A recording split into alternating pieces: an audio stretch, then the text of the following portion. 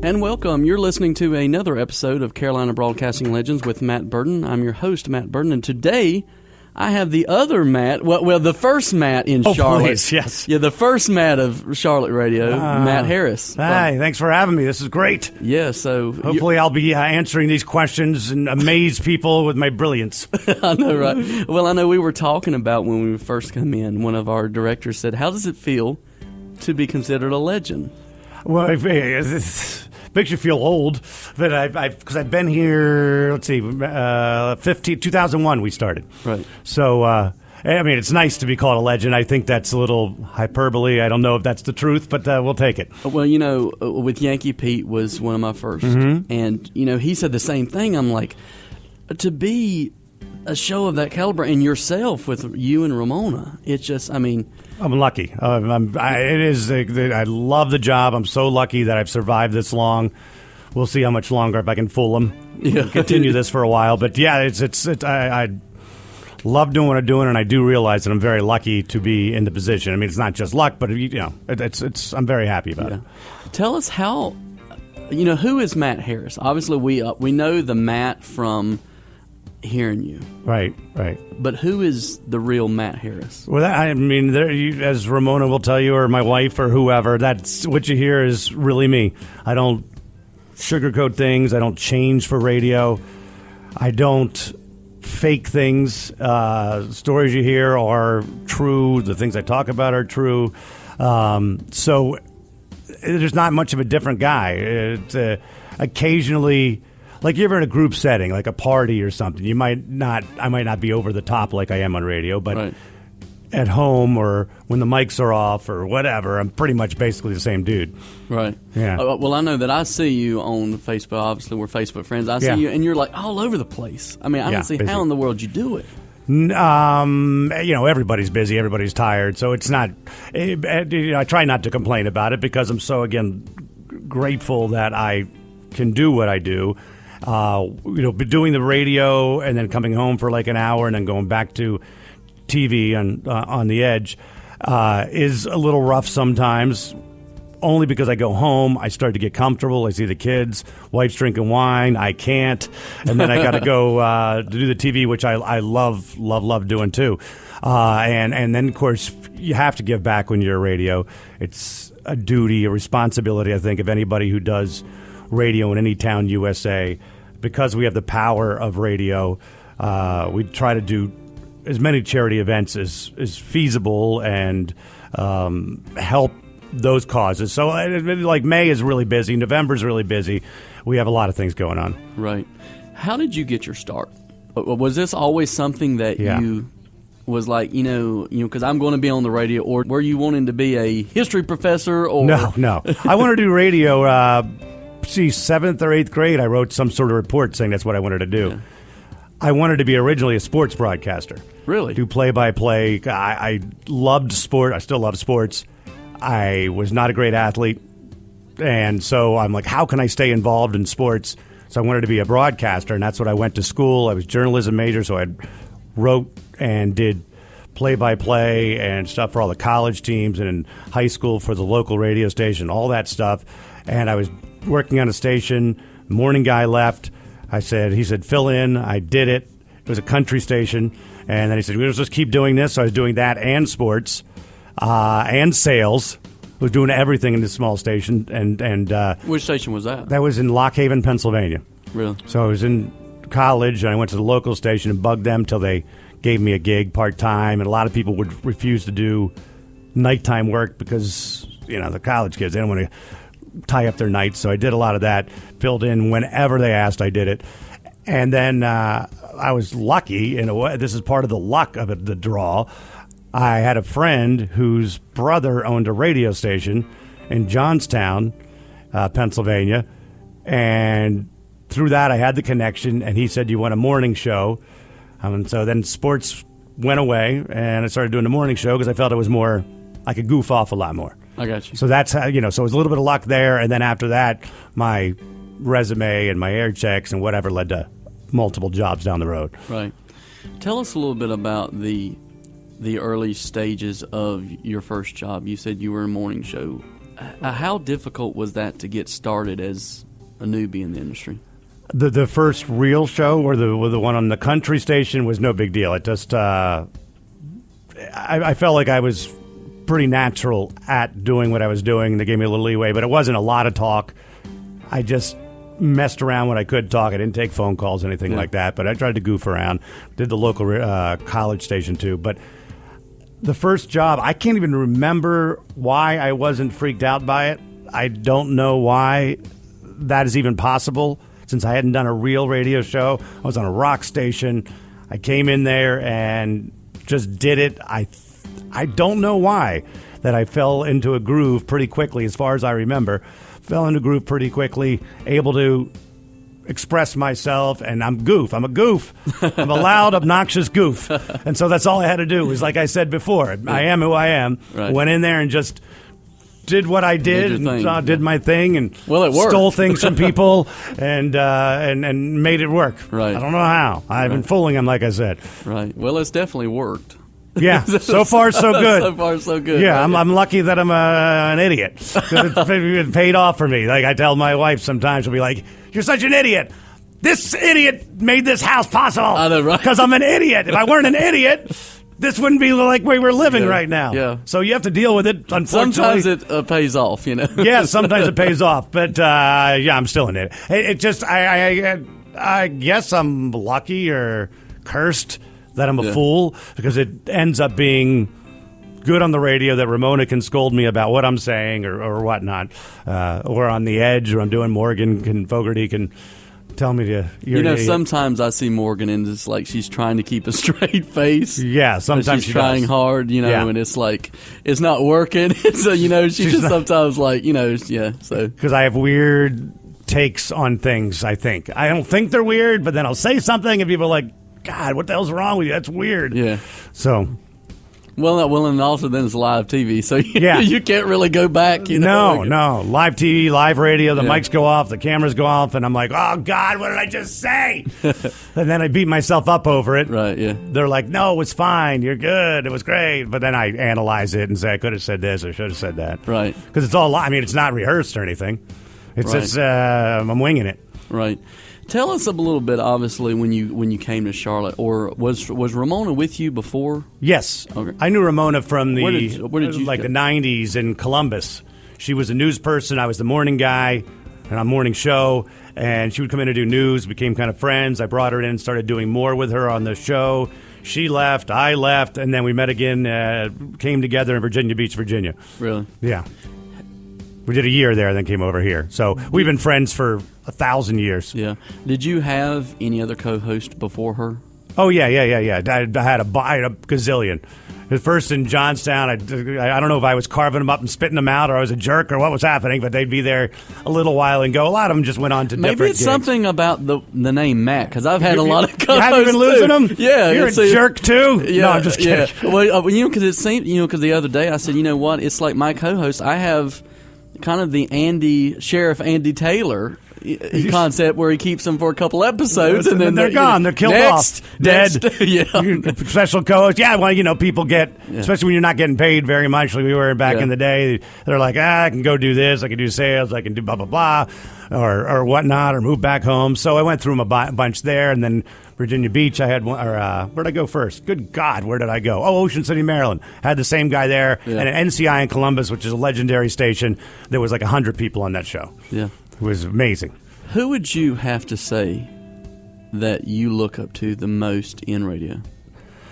Well, back in the day when I wanted to do sports, the play-by-play guy for the Phillies named Harry Callis was really my inspiration to do sports radio, because I love that guy. I'd sit and listen to radio every night, the Phillies games.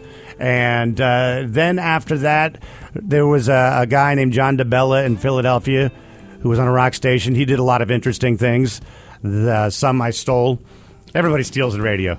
We used to say, if you've stolen from me, you've stolen twice. Right. I mean, everybody borrows, I should say, rather than steals, and then not everything, but occasionally you steal a concept here, a concept there, and you twist it into your own way. Right. But you have to, in a way, to, because Right. There's only and Stern. I don't necessarily agree with everything he does or would ever do anything he does, but the power of what he has done and accomplished in radio is always something to look up to. You think about it, you, Ramona, and yourself is a little bit more of a G-rated Stern, and because I see because Robin and Ramona, I could see she's definitely.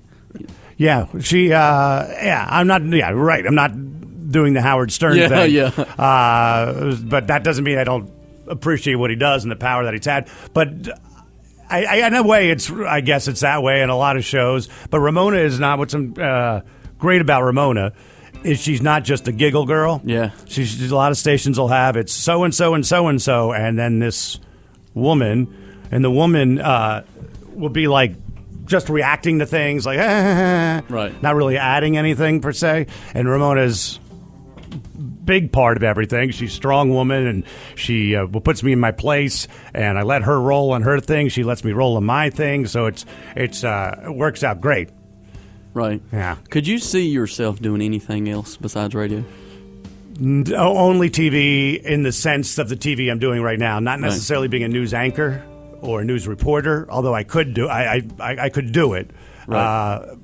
But more of the kind of show we're doing on The Edge, where we talk about different topics and I wing it. Maybe the goofy guy that does some weird news stories. But other than that, no, I'm scared to death if I lose my job. Right. I'm scared to death because I've never done anything else other than in high school and college, painting houses and that sort of thing. So I've never done anything else. I don't even know who would hire me. I've got nothing. Yeah. All I've done is radio. Yeah. Can you do sales? I'm in radio. I don't know what I can do. That's all I guess. So I can't see myself doing anything else. But at some point, I'll probably have to do something else because you can't do it till you're 100, and I have no money. Well, Rayford. Yeah, he does it till he's 100. Yeah. Yeah, I mean, I can't imagine myself doing anything else. I can't imagine a job where it lets me do what I'm doing and enjoy. I guess I could do something else, but I can't even imagine. I'm not putting people down who do this because they can't imagine doing radio. Yeah.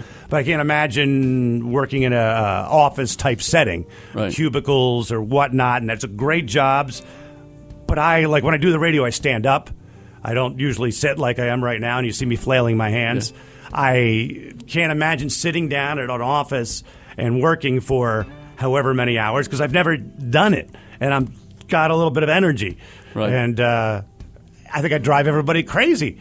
I think I drive everybody nuts. I drive my coworkers and my wife and TV people nuts. Even when we're preparing for the show, which I sit at the computer, but I don't do it for 8 hours. I break it up, and then while I'm in the office, it's like an hour and a half. Right. But I'm still cursing and yelling and screaming at my computer.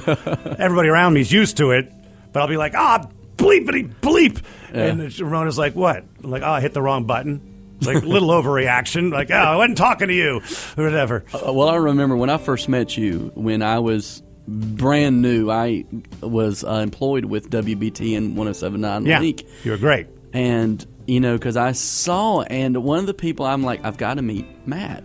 And then you were sadly disappointed. No. You ran away and said, what the hell? How'd that loser get in the radio?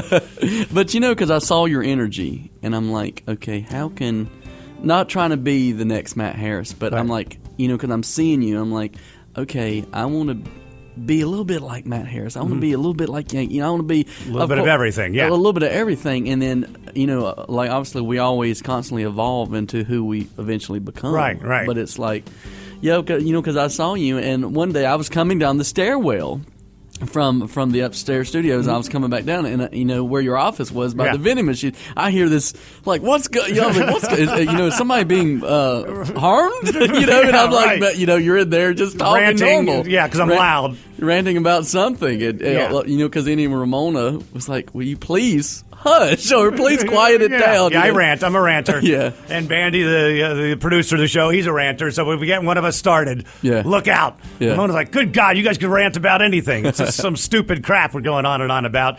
But it's not like people think that I'm angry sometimes, but not necessarily on the air, but off the air. But I'm more passionate. Right. So if I my voice starts raising and I'm flailing my hands, people are like, oh, calm down. Well, I am calm. Yeah. What's wrong with you? This is me, right? Right. Yeah. That's the beauty of doing what we do in radio. at least most, not even most, a lot of radio people get to be themselves. Right. There's a lot of people who are phony. A lot of people who are not what they appear on the air. Right. They change their personalities for the radio, which is okay. It works for people. But it's much more fun to do it if you are who you are. Right. Yeah. Well, I mean, there's some restraints. Like, I love to curse in real life. I can't curse in that show. So there's some restraints. Yeah, really. Like I said, with FCC, he's always listening. Yeah. There, you know? So son of a bitches. Yeah. Oh, wait, cut that part out. I want them to come after me. Yeah. Remember whenever I first started with BT and The Link, because everybody asked me, how's Matt off air? How's Ramona? How's Bob? How's Sherry? I'm everybody wonders, yeah. They're like Sherry Lynch. Amazing woman. Yeah, they all, Bob and Sherry the same. You are exactly how you are. You're wide open all the time. Just your energy level. Ramona's a sweetheart. Bob is Bob. Yeah, Bob's neurotic funny. and Bob, give me a glass. The funniest thing with him. And like I said, I did a couple remotes with you at I think the Renaissance Festival was the last one. Yeah, was the last one, and we're over laughing at the juggler or something that offended Rachel. Oh, that's right. Yeah, he was being disgusting or something. Yeah, I called her very end. She totally lost it right there. But like Bob, the funniest thing with Bob Lacey is whenever we were doing the backyard barbecue. Oh, you did one of those? Yeah, deal. And Bob does. Anyway, Rachel says, Matt, let's do something fun. Well, I said, well, what about musical chairs? Yeah. Oh, good. Have Bob Lacey do musical chairs. Did he do it? He did it. No, he didn't. Well, why holding? He would not set down the wine. No, I don't believe that's good. That's good. And whenever the music would stop, Bob just sat down. Nice and gentle. And gentle, and his glass of wine in hand. He is who he is, Yeah, so he's funny. But like I said, I had a ball while I was with The Link. It is fun. Radio's fun, man. It's a good gig. And you did a great job because you had a lot of promotions people come in and don't engage with listeners. They just kind of sit there and wait for them to come up and spin you spun, you won nothing, get out of here. But you had the energy. You would go talk to me. Hey, come on over and spin the wheel. Yeah. So you get remembered that way by the people in charge. And they're, we look for those people who are fun and want to do things and blah. And you did the blah. Yeah. Whatever that term is. Yeah, it was good. It was good. Yeah.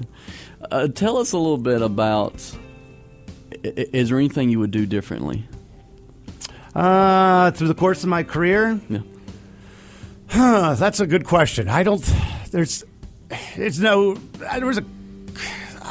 There was a time there where, short-lived time, where I bought into the hype that I was a bad boy on this one radio station. So they wanted to, it was the theory on the show was, or in a lot of shows is, you have the D word. It also means you're a man unit. Right. A Rick Dork Deer. Okay. So somebody in the show is the deer. A lot of times it's the woman. The dork. Every show usually has a dork. And then the D word, which I was the D word.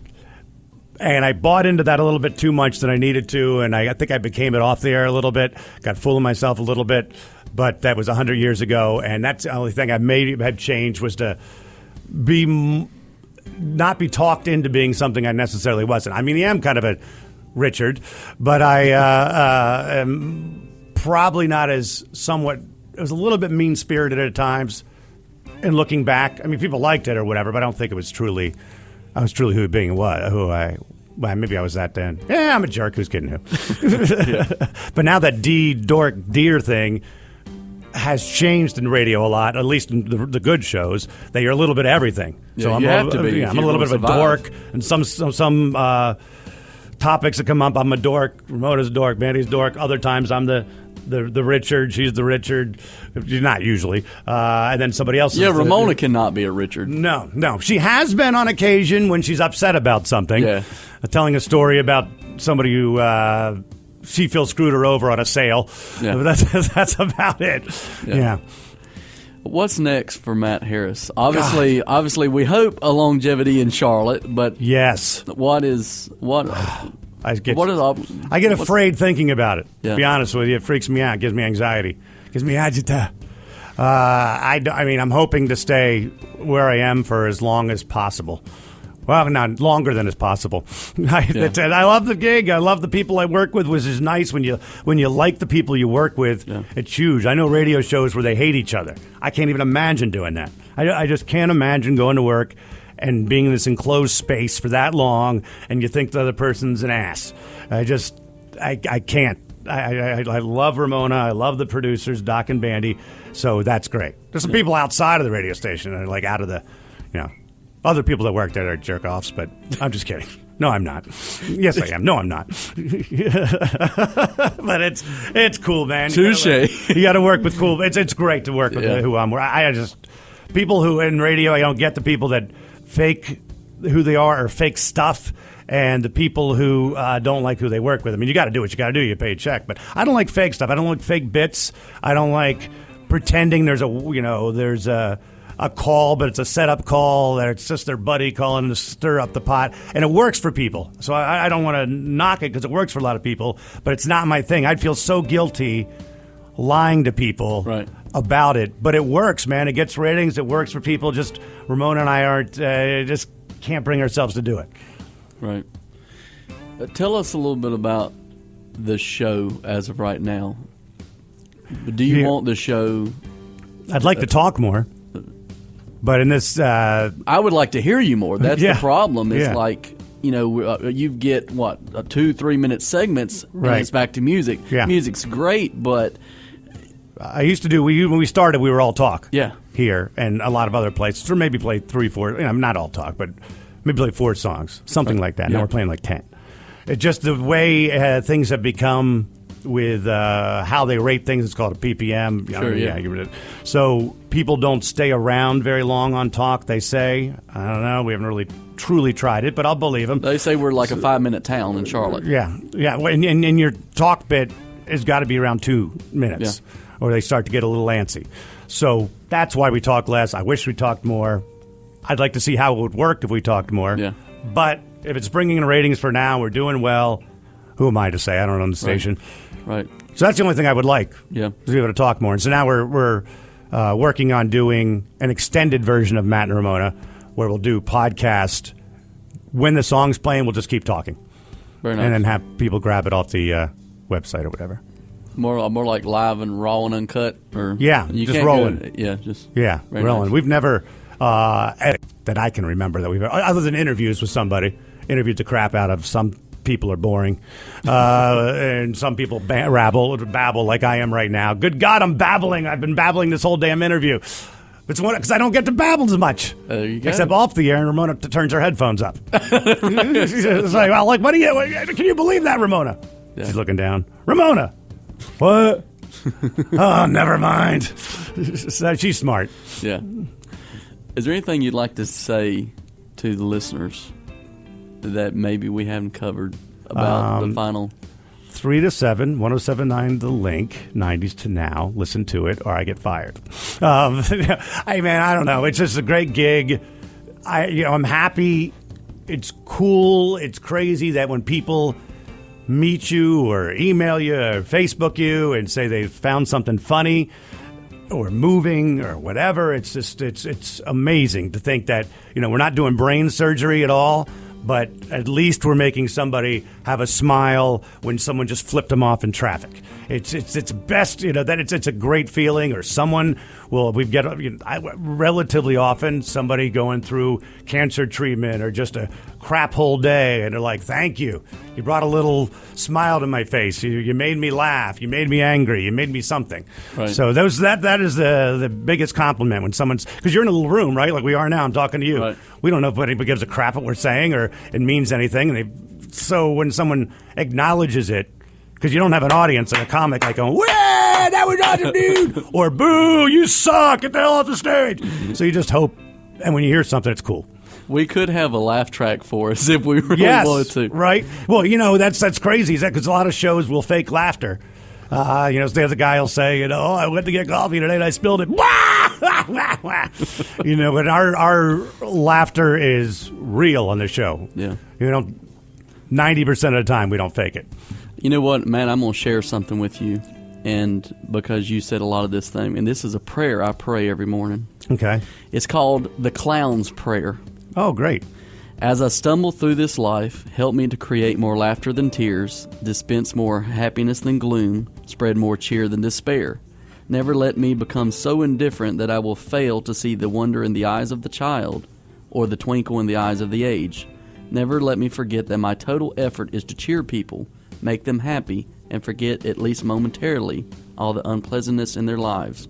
And in my final moment, may I hear you whisper, when you made my people smile, you made me smile. Dude, it gave me the chills. Seriously. Look, I got freaking chills. That's great. That's like what I our live by. creed in radio, I think. Yeah, that and in we life. have to, just in life, but especially radio. Yeah. That we have to, life sucks. This world is spinning way too fast, and if Matt Harris can make me smile for even if it's that 2-minute bit that he gets or 30 minutes, you did your job as a disc jockey and a radio personality. I Same agree. way with me, and that's what I try to live our life as radio guys. Yeah, and make fun of everything. Yeah, that's right. That's right. Jaded, that's right. Cynical ass. That's what I try to do. That's right. Somebody, even one of those people in the show is having a problem. We make fun of it, not. That's right. But yeah, that's cool, man. Yeah, you're doing a good thing. What you're doing, you enjoy it, and everything's fun. Yeah, that's good. It's a crazy business. It's interesting to be able to get in babble, isn't it? That's right. I bet you babble. You're a babbler. I can see it in your face. I can see it. I babble a little bit. Yeah. Now you're being all straight because I'm in here. The minute I walk out the door, you're going to be like, blah, blah, blah, blah, blah. Well, this is more my serious show. Yes, I can tell. Yes. Like obviously with my drive home, it's babbling. You're a whack job. You're a whack we're job. all over the place. Yeah, I have a serious show. That's what's crazy. Me and on a serious show, that doesn't even make sense. I'm about a serious show. Yeah. I know. Hopefully I didn't bore you with my... No, listen, trust me. I don't ever get to talk about myself because no one will listen. And you weren't listening, but whatever. Someone out there might be listening. Matt, how can our listeners find you on social media platforms so they can follow you? All the madness. Yes. Good God, I always forget things. Well, Matt Harris on Facebook, I can remember that. Yeah. And I believe is it Matt 1079 or is it Matt Harris 1079? Something like that on Twitter. Matt, whatever. Look around for a Matt Harris or a Matt 1079. I don't even remember. I know, I sign into the crap like a Facebook or a Twitter. And if I'm not on my home computer and it's not all set up, I'll go into who the hell am I? What's my password? And then I just start yelling at the computer, which doesn't give me any answers. But I think it's Matt 1079. Did you take my handle? Are you Matt 1079? No. No, yeah, man. And social media is very important. Ramona does a better job at it than I do, but it's very important. Get people engaged. Yeah. Yeah. So. Yeah. Well, one day, a little funny story real quick is that whenever I was working promotions, I signed Matt to one of the posts, and everyone thought that Matt Harris. Oh, right. Yeah, and well, anyway, she was like, "No, don't sign Matt. They're faking." I was like, "Well, I guess I can sign mine, Burden, just Burden." Yeah. Or, hey, you can sign Matt. What do I care? You're a good-looking guy. You can take the credit. I definitely have the face for radio. No, you're right. No. We all have the face for radio. But Matt, I want to thank you for coming on today, and thank you for what you're doing in the Charlotte community. Like I said, just putting a smile on our face in this dreary world out here. Yeah. So thank you. Not that dreary. Yeah. But well, thank you. I appreciate it. There's all the people in here. Yeah. Okay, there's two. The crowd we have in here is amazing. Thank you, crowd. You're amazing. 2 people. But they're good people, I'm sure, because I saw her in the corner every once in a while giving me a, yeah. And every once in a while, like, what the hell's he talking about?